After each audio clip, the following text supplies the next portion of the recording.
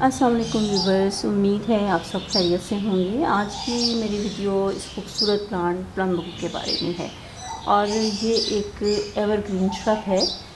इसे मैंने पॉट में ग्रो किया है और आप देख रहे हैं कि इसमें फ्लावरिंग शुरू हो चुकी है। इसमें फ्लावरिंग बंचेस की गुच्छों की शक्ल में फ्लावर लगते हैं और आप देख रहे हैं कि कितना खूबसूरत जो है इसका कलर है और इसी रंग की वजह से इसको ब्लू स्काई भी कहते हैं। इसकी फ्लावरिंग अब शुरू हो गई है और इसमें सितंबर तक जो है फ्लावरिंग होती है। आपसे मैं आज कुछ बातें शेयर करूंगी जिनका अगर आप ख्याल रखेंगे तो आपका ये खूबसूरत प्लांट जो है आपके पास जो है एक लंबे अरसे तक मौजूद रहेगा।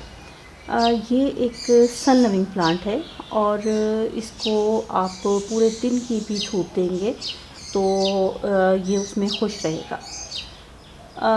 कोई भी सन लविंग प्लांट जो है उसको धूप जो है अगर पसंद है तो उसको पानी भी उसी तरह पसंद है, क्योंकि उसकी सॉइल जो है वो धूप में पड़ा हुआ है जल ड्राई हो जाएगी। तो उस सूरत में पानी इसको आपने खूब अच्छे से देना है, क्योंकि पानी ना मिलने की सूरत में इसके लीव्स जो हैं वो मुरझाने लगते हैं।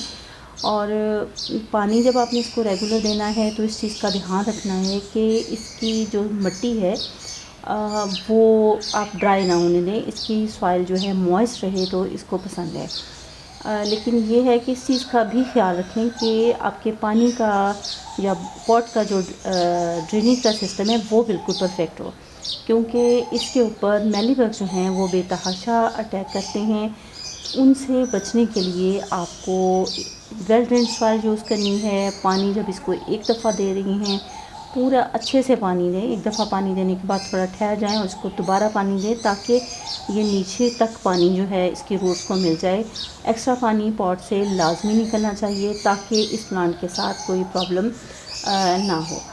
वैसे तो ये एक मेडिसिनल प्लांट है, लेकिन इसको मैंने खूबसूरती के लिए ग्रो किया है और आप देख रही हैं कि ये कितना खूबसूरत प्लांट है। और अभी मार्च का एंड है, आज 30 मार्च है और इस प्लांट को अब सितंबर तक जो है फ्लावरिंग इसमें होगी। ये मैंने वाइट कलर में प्लांट भी देखा है, लेकिन इस कलर की खूबसूरती जो है अपनी मिसाल आप है।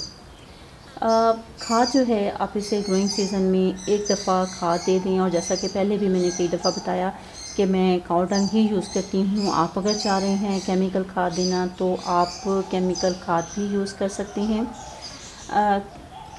केमिकल खाद यूज़ करने का एक नुकसान ये होता है, या केमिकल स्प्रे करने का एक जो नुकसान होता है वो ये होता है कि बटरफ्लाई जो हैं हमारे गार्डन्स में कम आती हैं। उसकी रीज़न ये है कि क्योंकि वो फ्लावर से रस नहीं ले सकती, वो सही नहीं होते, तो जिसकी वजह से बटरफ्लाइज हमारे गार्डन में कम हो जाती है। और तो कोशिश ये करनी चाहिए कि ऑर्गेनिक फर्टिलाइज़र यूज़ करें और ऑर्गेनिक पेस्टिसाइड स्प्रे वगैरह भी यूज़ करें।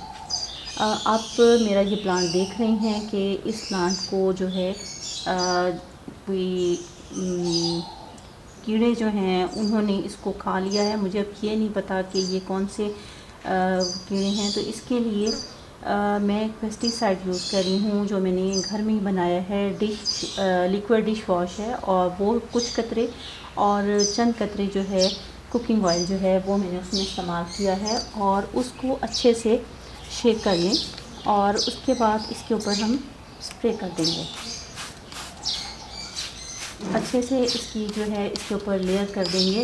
उसकी रीज़न ये है कि क्योंकि इस प्लांट को, क्योंकि ये लीफ जो हैं इसके ये ज़ाया हो रहे हैं, न्यू लीफ थे, इसको बचाने के लिए अच्छे से स्प्रे करना ज़रूरी है। इस प्लांट की जो प्रोपगेशन है वो भी बहुत आसान है और आप इसकी प्रोपगेशन टिप कटिंग के ज़रिए इस तरीके से आपने इसके ऊपर तमाम प्लांट के ऊपर स्प्रे कर देना है ताकि आपका प्लांट जो है प्रोटेक्ट रहे।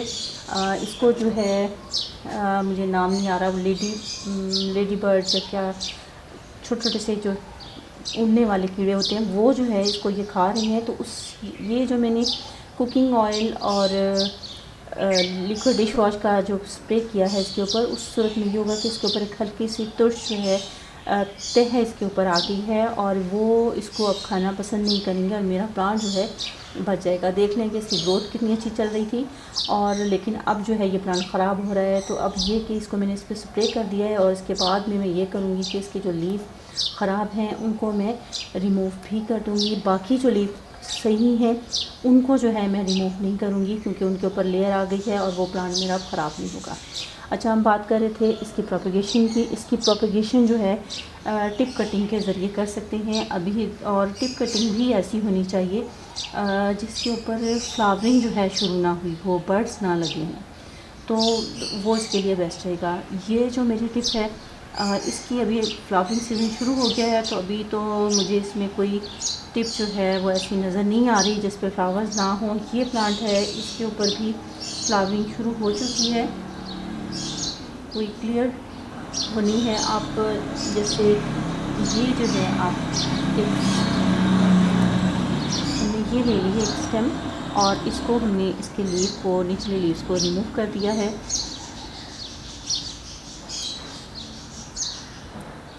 अगर हम कोई भी इसकी कटिंग लेते हैं, टिप कटिंग लेते हैं और उसको ग्रो करते हैं जिसमें फ्लावरिंग शुरू भी हो चुकी हो, तो उसका आप ये करें कि उसके ऊपर से आप इसके फ्लावर बर्ड्स जो हैं उनको रिमूव कर दें और उसको लगा दें। उसकी भी ग्रोथ शुरू हो जाएगी। सिर्फ ये है कि उसका ग्रोथ रेट जो है 100% नहीं होता और इतना क्विक नहीं होता। इस कटिंग का ग्रोइंग रेट जो है ज़्यादा फास्ट होगा क्योंकि इस पर अभी फ्लावर बनना शुरू नहीं हुए, अभी इस स्टेम के अंदर ताकत ज़्यादा है। इसको हमने कट कर लिया और इसके 1 या 2 नोड एरिया जो है इसको सॉइल में लगाएंगे और इसको हम ग्रो कर लेंगे। बहुत इजीली ये ग्रो हो जाएगा। पिछली दफ़ा मेरा ये जो प्लांट था इसके ऊपर मेलीबग्स ने बेशुमार दफ़ा अटैक किया। हर थोड़े दिन के बाद वो इसके लिए प्रॉब्लम बन रहे थे। तो आप अपने इस प्लांट को निचली साइड से बहुत अच्छे से ध्यान करते रहें कि उसके ऊपर अगर आपको वो नज़र आ रहे हैं तो उसको आप जो है ज़रूर चेक करते रहें। और उसके लिए भी अभी जैसे मैंने ये स्प्रे किया, इसमें मैंने लिक्विड डिश वॉश और कुकिंग ऑयल मिक्स किया है। उसके अंदर जो है मेलीबग्स वाला जो प्लांट था उसको पहले मैंने अच्छे से वॉश किया, पानी से धो लिया तेज़ पानी से। उसके बाद उसको मैंने liquid dish wash, cooking oil और लहसुन जो है उसका पेस्ट जो है बना के वो उसमें मैंने मिक्स किया और उसके ज़रिए इसके ऊपर स्प्रे किया था और वो चंद दिनों के अंदर जो है वो मेरा प्लांट जो है क्लियर हो गया था। उम्मीद है आप की भी कुछ अगर इस बारे में कोई तहफ़्फ़ुज़ात हों, कुछ आपको इसके बारे में प्रॉब्लम हो तो वो प्रॉब्लम्स आपके क्लियर हो गए होंगे। अगर आप कुछ और पूछना चाहते हैं तो आप ज़रूर पूछें, मैं आपसे शेयर करूँगी। आइंदा किसी और वीडियो में आपसे फिर मुलाकात होगी। अपना और अपने प्लांट्स का ख्याल रखिए। अल्लाह हाफ़िज़।